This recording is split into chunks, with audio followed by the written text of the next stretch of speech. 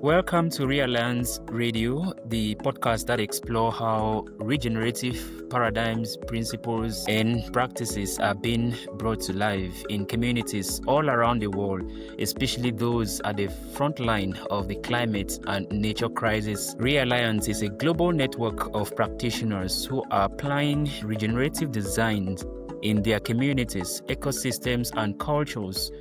Today, we are exploring what regeneration looks like in a place you might not expect, the urban environment. When we hear about regenerative agriculture, we might imagine thriving food forests and maybe quite rural landscapes. But regenerative programs or movements like permaculture or agroecology can be applied in any context, and they invite us to think differently, to think in ecosystems. Cities are often seen as places of concrete, noise, and separation from nature, but indeed, they can also be places of deep regeneration. So, today, we are going to be hearing from two Realliance members who are turning scarcity into abundance and reshaping the way we engage with urban environments. Our first guest is Kennette Konsum, Executive Director of the Society for the Promotion of Initiatives in Sustainable Development and Welfare in Cameroon, has led a remarkable urban agricultural initiative in Bamenda, which has engaged nearly 500 participants, many of them internally displaced persons, called them IDPs, across 10 settlement zones. The project focused on empowering marginalized communities, especially women, girls, and youth, to grow nutritious food. Participants learned how to cultivate food in small urban spaces. Our second guest is Konstantinos, an environmental scientist and managing director of Sporus Regeneration Institute in Greece. His team has been bringing together people over 13 nationalities through training in soil building, vermicomposing, and water conservation. So I'd love to start by hearing a bit more about both of your contexts. Kenneth, I know that Bamenda has faced many challenges in recent years. How did this urban agriculture initiative begin, and what needs were you responding to? Thank you so much. Bamenda is the regional capital of the Northwest region of Cameroon, which is part of the two Anglophone regions in Cameroon that are presently hit by an armed conflict for the last 7 years. And this conflict has led to mass displacements of a lot of people, especially from the rural area, mostly to Bamenda, because Bamenda is one of the most secured part of this territory. So it is more safer. There are more resources to protect those who are inhabiting Bamenda. So the influx of these internally displaced persons from rural areas, the urban space, they come with a lot of pressure and challenges, pressure on social and even natural resources that are found in the urban area. And one of the main challenges is that, the issue of food security. Where do they get a lot of food? In the rural area that we used to, subsistence, intensive agriculture in large pieces of land, family land. But coming to the urban area, where there is, first of all, a huge population and land access, it's a very, very, very serious challenge. These persons, these rural migrants, these displaced persons from the rural communities, they face the problem of how to get food. And of course, when they settle down, humanitarian supply of food, you have World Food Program or other national and international NGOs supplying food to IDPs. But the challenge is how long are they going to keep depending on this food resource? And most often, the food is not enough. So because of all these challenges, we thought about how we could start supporting the resilience of these displaced persons living from rural areas to the urban centers. And of course, there's also a problem when settlements, IDP settlements are around. You discover that they come to add to the waste which is produced from the households in these communities. And because of land issues too, where they can be able to cultivate crops, it becomes a challenge because there are some landlords who will not want that people should grow within their environment. There are urban spaces, and of course, the urban community itself needs these spaces. So there is conflict already existing between where should IDPs have land in order to grow food. And of course, with all these conflicts, we're looking at how to handle issues about displacement and access to nutritious food, trying to make sure that the host communities and displaced persons, they can live together meaningfully and in a system where you have benefit sharing. So based on trying to meet the food needs, the social cohesion needs of the host communities and IDPs, this brought up the idea of how we could try to see how we can solve this problem together as a community through collaboration. Of course, we've been having a lot of discussions and interactions with the internally displaced persons, including the host communities, to really understand what this problem is all about and how we can work together to design systems that can help, promote joint production in a very sustainable manner and living together amicably and even coming together as cooperatives to build networks that can help them to do land advocacy. Because in the urban spaces, you have a lot of land, which is vacant land, swamps and other areas that are not utilized by the city council. So they could advocate to have all these spaces so that together with the urban community, they can work together to grow very healthy and safe food while living together in harmony with the community.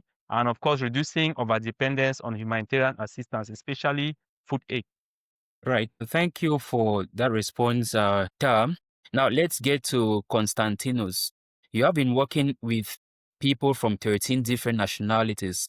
What kind of dynamic does that create in community gardening? Thank you, Batata, for the introduction. Actually, 13 nationalities were the ones involved in the project that we ran with Realliance on urban agriculture. We certainly work with many, many more. And our organization, Sporos, is based on Lesbos Island, which is near the borders with Turkey in Greece.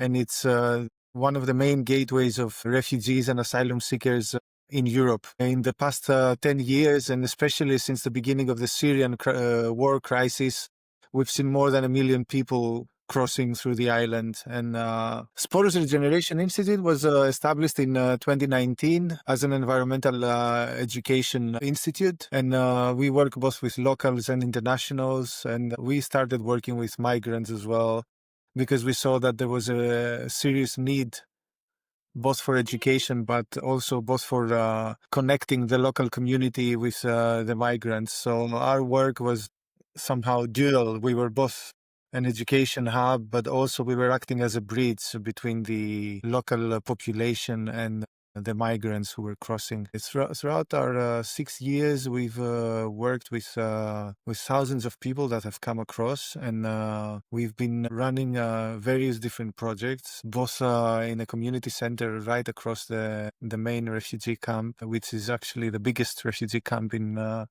Europe, but also in our educational farm, where we were bringing people and doing both daily excursions, short courses, and bigger courses like permaculture design courses, certificate courses with refugees. The dynamics, as you say, were very intense at points and really interesting and joyful, but difficult as well at times. It's always a challenge to bridge cultural and language barriers and to bring together people from totally different backgrounds. Nevertheless, we saw that when we sat together and we started working the land and we grew food together and we shared this food, all these gaps were bridged, and it gave us the opportunity to remind everyone how the things that separate us are much less than the things that actually connect us as human beings. As far as urban agriculture is concerned, we will talk about it later, but one thing I would like to point out is that the situation here in Lesbos is different to what is happening in Bamenda, which Tah described earlier, because Lesbos in reality is a transit hub for all the people that come here. There's very few people that cross and decide to stay in Lesbos. Most people just enter into EU soil via Lesbos, have their asylum application processed, and then they move on elsewhere in mainland Greece or in other European countries. And we, as an organization, we try to welcome them and teach them a few things about all the permaculture and other practices that we use, and also to connect them with other projects around Europe, so that those who wish to continue their education and practicing what they learn in Lesbos can do so in other countries. And to do that, we use both the network of Realliance, but also that of Permaculture for Refugees, P4R, which is an international network that we are part of. Okay, that's great. I mean, it's really great to know that Cameroon and Greece, they have a common denominator, which is that of displacement, dealing with refugees and migration. And you both have been able to transform the challenges into becoming an opportunity for regeneration. That's great. Now, let's move to talking about the design and practices as per your different projects. Now, in recent years, we have seen how big players in conventional agriculture are pushing high-tech and high-intensity approaches to climate adaptation in food systems. For example, in recent weeks, there have been a number of articles in high-profile newspapers around the world pushing for energy-intensive urban agricultural approaches such as high-tech hydroponics. We know that with example of hydroponics, this often relies on intensive inputs such as chemical fertilizers, lots of plastics, and electricity for pumps. Could you both tell us how your approach to regenerative agriculture in urban spaces is different from this? Maybe Tah, since you would take on that first. Yes. Actually, I've read a lot about these practices, these new practices. But with us, we consider regeneration as a way of, connecting to nature, connecting naturally, connecting with humans naturally, connecting with nature naturally. So in regenerative practices here, we focus on, using organic waste, organic manure, mostly produced from households, collected from households. And this organic manure, when it is not enough, we also focus on composting, using the same organic manure to not directly fertilize the urban agricultural space, but rather save it together to produce a compost heap, which is later processed and then used as manure. So we are purely natural. We think regeneration can be much more impactful if you have to think about the natural cycle of things, connecting our minds, connecting our bodies, connecting our spirits to nature. And this will make us to live together. And instead of creating more problems that we know, the idea of eating safe food, we understand very well if our internally displaced persons are, in need of food, it doesn't mean that we should be able to provide them with a food that in the long term, they may have challenges such as other non-communicable diseases, which is another big burden. So we try as much as possible to, practice urban regenerative gardening in the natural state. That is very important. And of course, we use most human labor. I got different types of tech, energy-dependent tech, which is very important. But we adopt this practice as a lifestyle. That is one of the words, that's the best thing I tell IDPs that are coming from the rural communities. The first advantage is that they coming from rural areas that have been used to living very close to nature. And it is very normal that when they get up in the morning, the first thing is that they get to, different kind of farms and gardens around their home. And they don't have, in the rural areas, they don't have, places where they dump a lot of waste and all of that. So there's no accumulation. So in the rural areas, they learn to use what they produce, upscale, recycle, all of these things happen in the rural areas. So it's not a new concept that for IDPs, but for host communities, it can be a really new concept. So they use this concept, and then like a lifestyle means also doing like a daily routine that keeps you healthy, that you can, invest your time in a garden around your home, and that keeps you really healthy. So we think about nature, so we think about organic practice, we think about living healthy lives by engaging in this activity, which is very important, and also trying to do upcycling so that it should be less cost intensive. Because we're also looking at not just environmental and social impact, we are looking at the economic impact. At least if you have to use the systems that with all the technology and innovation, they are thinking so much about the capitalist mindset, how much profits and turnover should we have? But in this case, our focus is not about working on profits. It's about sustaining people, enabling people to live healthy. And in addition to that, generating income that can help them to sustain themselves, so that it's a way of promoting a lifestyle. To us here, it's not like a business, though excess garden produce can be sold out in the neighborhoods, but it's really more of a lifestyle. Okay. All right, that's beautiful. Yesterday I was attending a focus group and we were talking about the market dynamics, how we could balance organic and inorganic food stuff in the markets, and especially the challenges that come along with eating a lot of inorganic food. Well, Konstantinos, before you came in, Tah was giving us his own side, especially when it comes to the new way of agriculture that is being pushed to the globe. So you may want to tell us at your end how your regenerative approach is different from this new way that the big powers are pushing down into the current. Sure. Truth is that our approach depends on where we are applying each project, because the conditions and the resources available are the ones that define the way we approach it. Obviously, we do abide through the main ethical laws and all the main principles of regenerative agriculture and permaculture. However, it is the conditions in the place where we want to apply a project and design which define what we do. I'll give you an example so that it's more clear.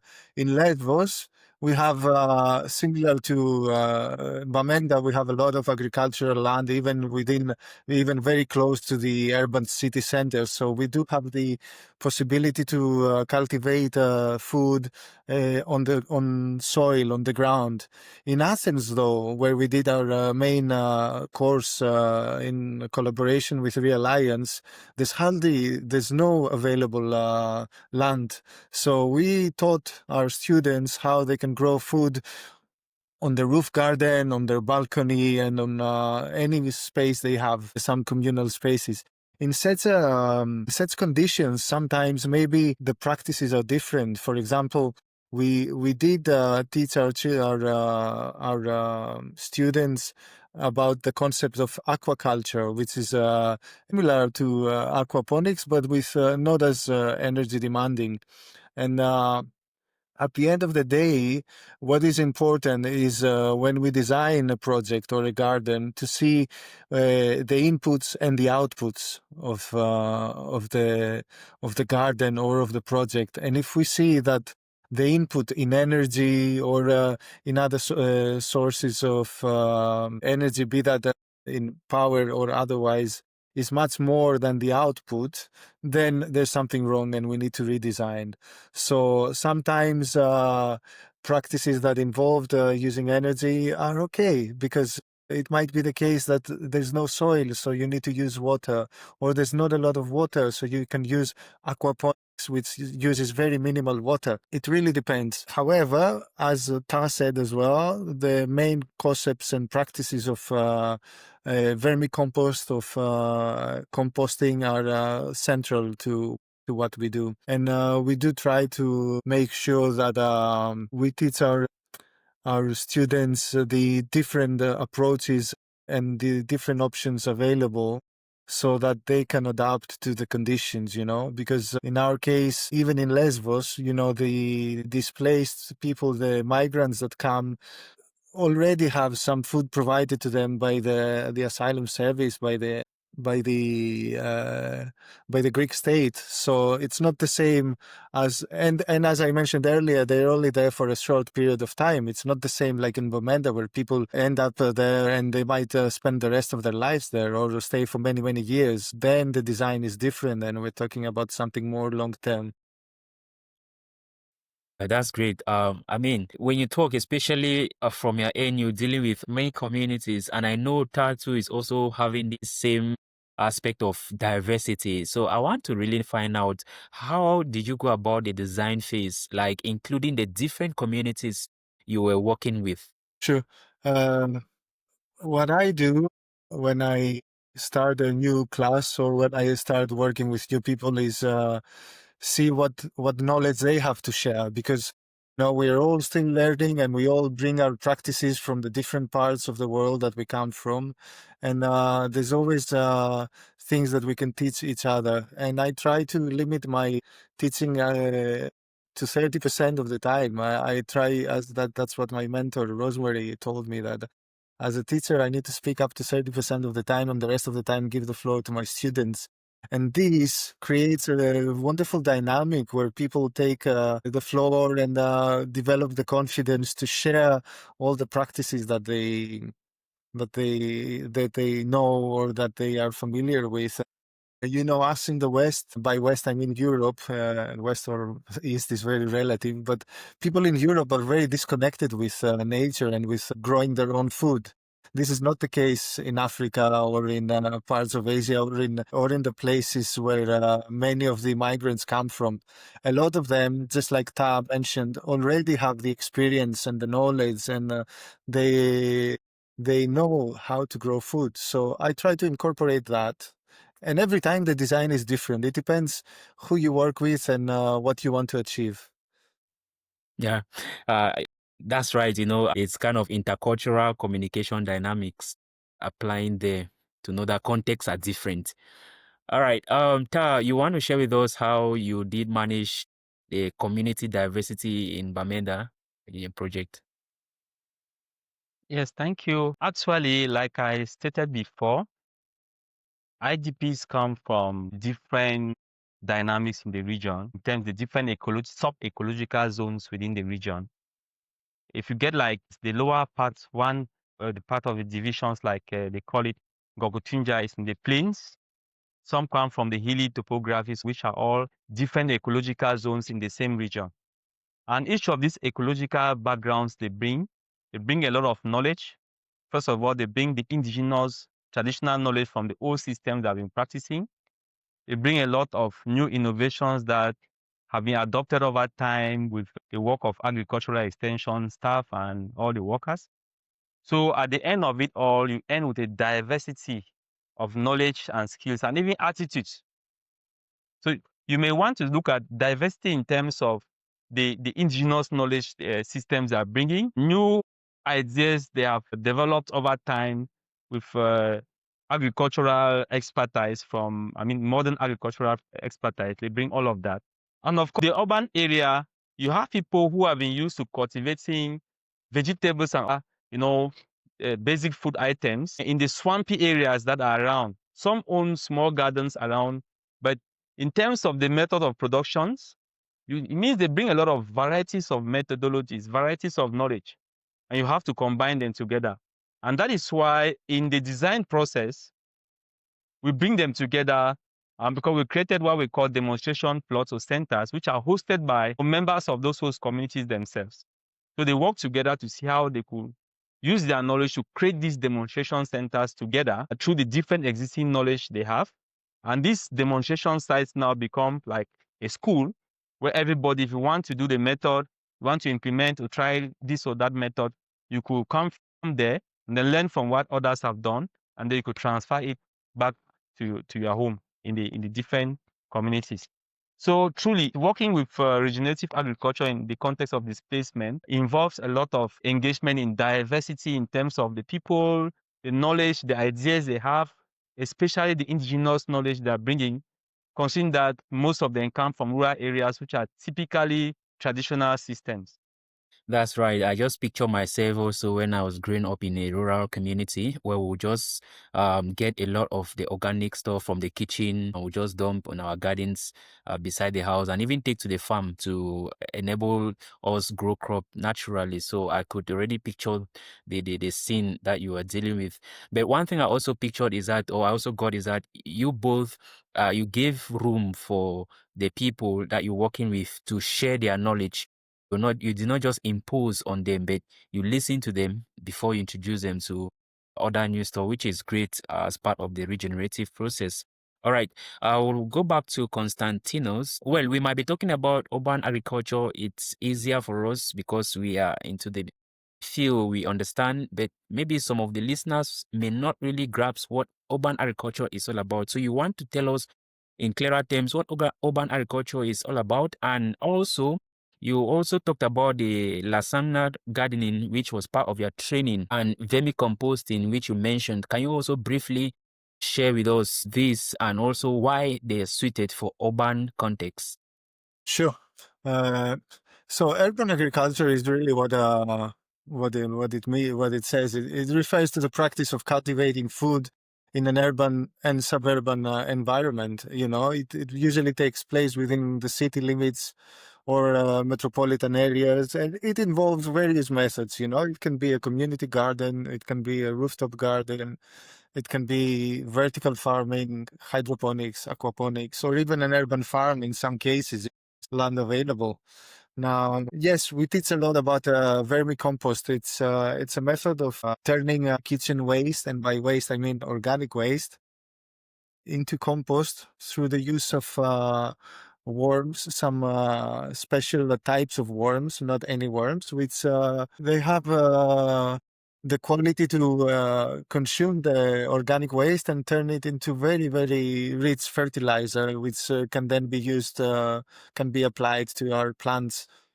And the reason why we use this more than standard composting methods, be that a hot method or a cold method, is because we need less size, and it's something that people can do on their balcony or without needing big quantities of waste or without needing a big space. And it's less messy, let's say. So it's something that people can have on their balcony, and this way they make sure that the organic leftovers are not going to waste. Another method is the bokashi method as well, which we also teach, but vermicompost is much more popular. Now, as far as another major practice that we teach is that of vertical farming. Like we say in permaculture, we want to stack functions. So because in very urban environments there is the limitation of space, we try to make the most of it and grow vertically rather than horizontally. This way we save in space and make the most of whatever little space we might have in our flat, in our house, or in our back small garden. Well, that's nice. One thing about this whole aspect of regeneration is that it is not just helping the environment, but it is also saving us, the humans, some costs, both in terms of health and also financial costs. Now, maybe I hear from Tah, when Konstantinos was talking about the various processes, and I could imagine you using broken buckets and containers for planting. This is interesting because at the point where we first of all fighting the plastic crisis, that you were able to transform waste into something really useful. Can you just share with us how it went with you and your participants, especially those from the rural areas? How did they respond to this idea?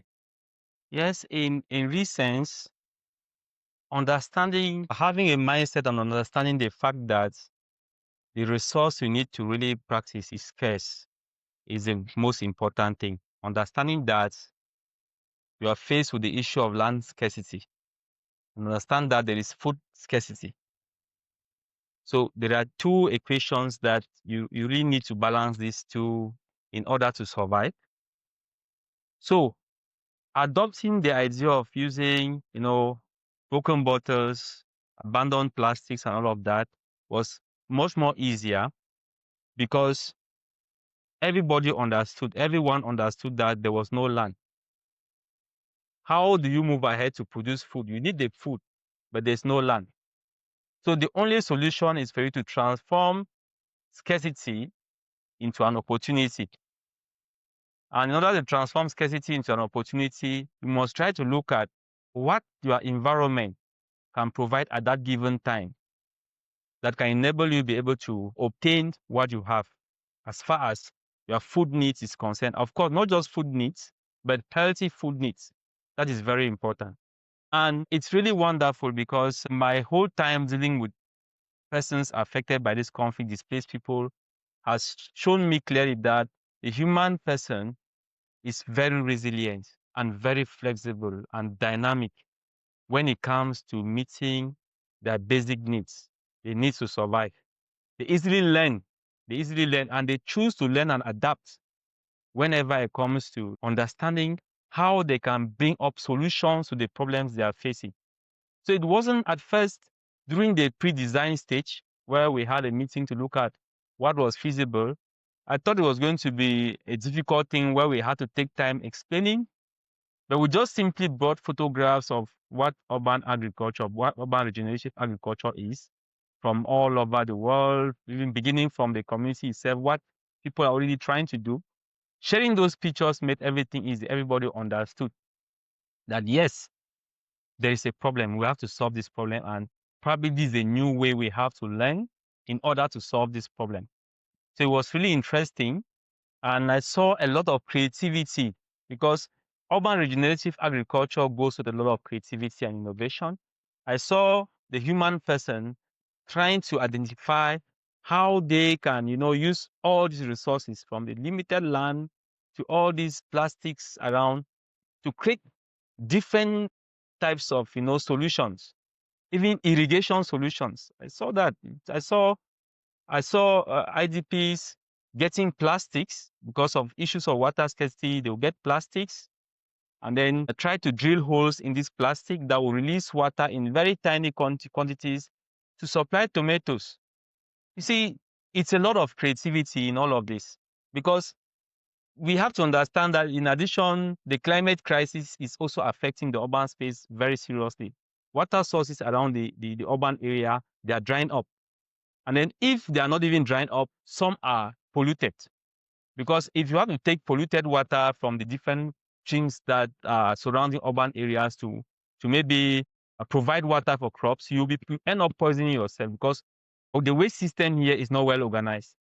So all the dumpsters around the city, the spillage, the sewage from this dumpster to streams and all of these things are flowing the water in the urban area. You cannot use that to grow crops.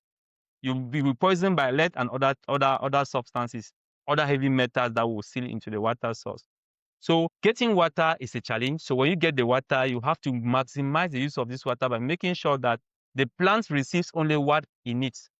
And that is where I saw that this creativity about getting plastic containers, especially from plastic, and then creating holes there and pouring water, and then it also helps to save them time. I saw a lot of saving time because if you don't have a lot of time to go around, providing water to the crops, because irrigation is a really, really serious problem. Once you have this system, this drip made from plastic container, and it is providing water to your crop directly, you don't bother about getting very early to come and water your crops or coming later on in the evening to come and give water to the crops. The crops are able to get water through this system and they grow very well.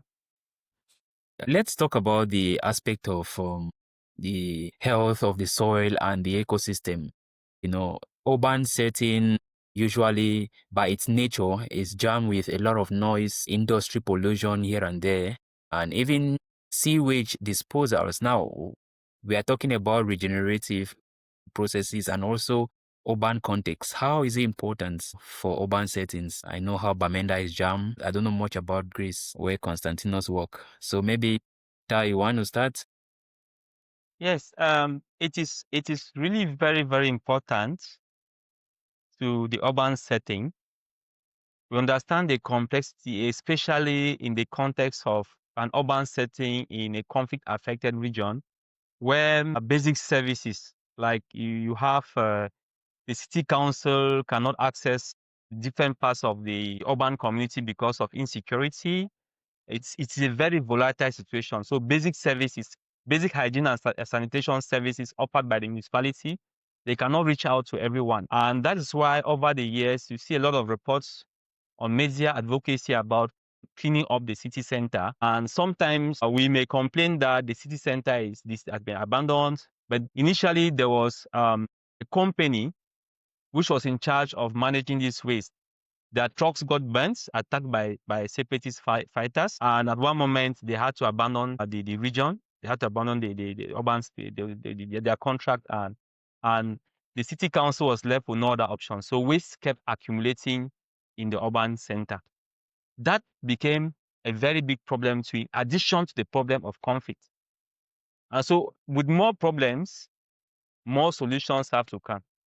And so it's a very complex and dynamic system, but we feel that through regeneration, it's about getting people to be conscious about what the problem is.